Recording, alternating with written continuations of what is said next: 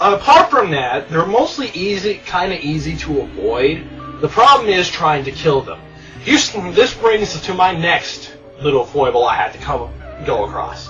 The weapons. Many of the weapons you can get, or there are weapons you can unlock that you can get within the main storyline if you just go do some side quests, that a few of them have infinite ammo. You start off with the infinite ammo FBI handgun. This thing has infinite ammo, which would be nice, except for the fact that it's a piece of crap gun, and once you're into the second or third area, you're pretty much going to be using something much more with more firepower, since it gets to the point where you have to unload an entire clip of your 16 bullets loaded into this thing to drop a zombie, if you're lucky. The zombies can take a lot of punishment. And what even more annoys me about this gun is, it's mandatory you have to carry this thing with you. It is mandatory. It drives me insane. The game will not let you put it into the toolbox. You only get 4 slots to carry weapons. Well, really only 3, since you can't get rid of the handgun. You start picking up other weapons, and you can even find all the infinite ammo versions of them too.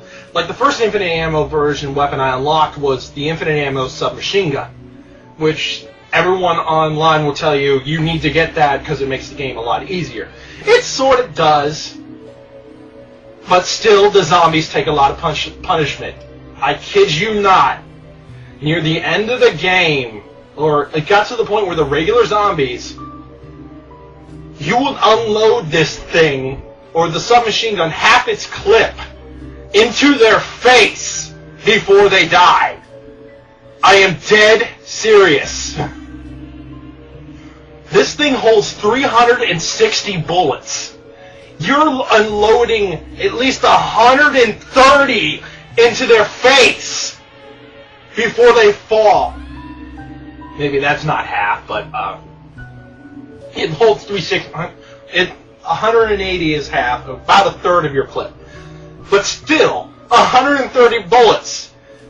Even in Left 4 Dead, if you unload an automatic weapon into a zombie's face, like 4 or 5 shots at the most, they'll go down.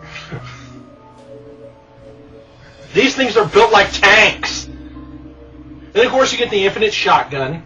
The shotgun, which is a staple in survival horrors, though it kind of sort of sucks when you have it.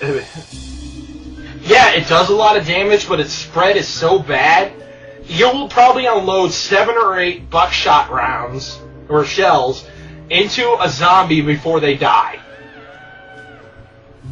Later on, you get access to other weapons, like, there's a bunch of melee weapons, which do a lot more damage. Most of them do more damage than the handguns, or than the actual firearms. The thing with the melee weapons, though, is they have durability. And even on the high durability weapon, like, they are prone to breaking when you use them. It's kind of like the Giant's Knife from The Legend of Zelda Ocarina of Time. They're poorly made crap.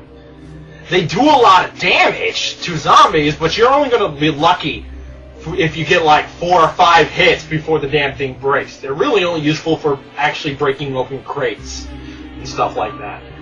I kid you not, I found a katana, a battle-ready katana as a weapon.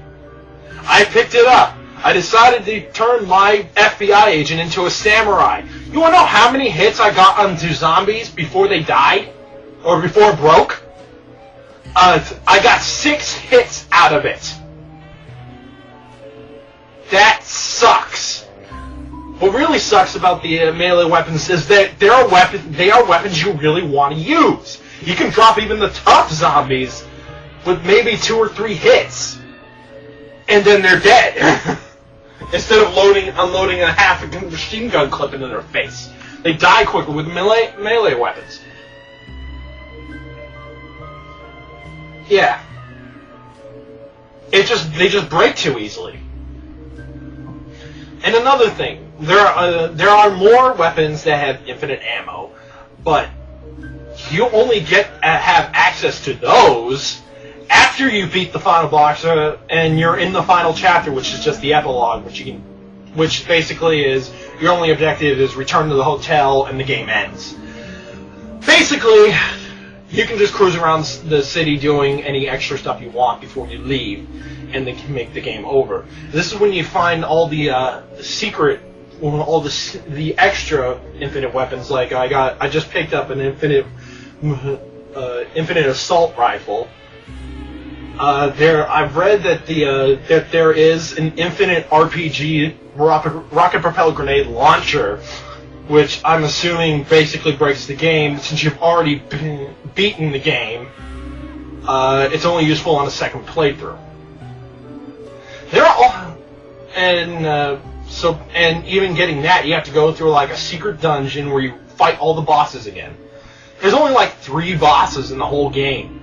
The first one, I thought, I kid you not, was a psycho dude in a red dress with a magnum. And he calls you a whore.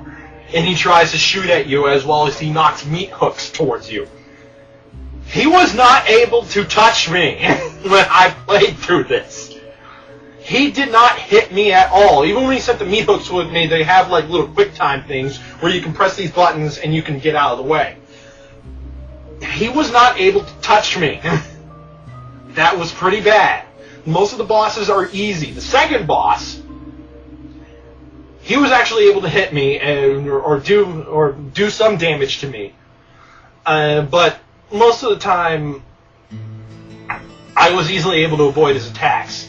The second boss is annoying because his only weak spot is his back, and you gotta wait till after he swings his axe, then spins around and you unload a clip at him. Even when I had the Magnum at this point, his second form was supposed to be his most powerful form. I dropped him in 3 shots. I'm serious. The final boss, which I'm not going to spoil it, but when you see this guy, the first thing that sprung to my mind, because it's just a giant fat dude, is get in my belly! I had Austin Powers flashbacks, and basically, it looked like he looked like Fat Bastard.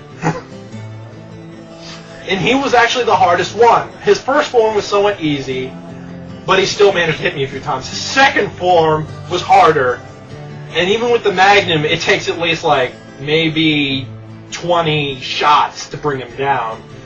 And well, then you beat him, and then that's the final boss. And then that's the end of chapter 6, and then you go to the epilogue, which is where I'm at right now, which basically is the end of the game.